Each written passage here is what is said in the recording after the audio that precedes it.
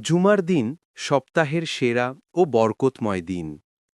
রাসূলুল্লাহ সাল্লাল্লাহু আলাইহি ওয়াসাল্লাম বলেছেন, সূর্য ওঠার পর থেকে যে দিনটি সর্বোত্তম তা হল জুমার দিন।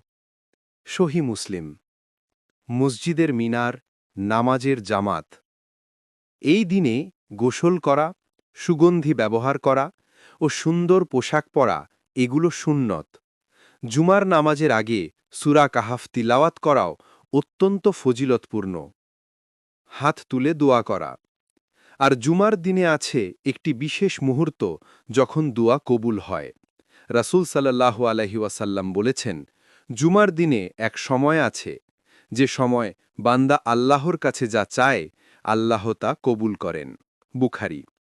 তাই ভাই ও বোনেরা, এই বরকতময় দিনে বেশি বেশি দোয়া করো, সালাত পাঠ করো আর আল্লাহর জিকিরে মন দাও।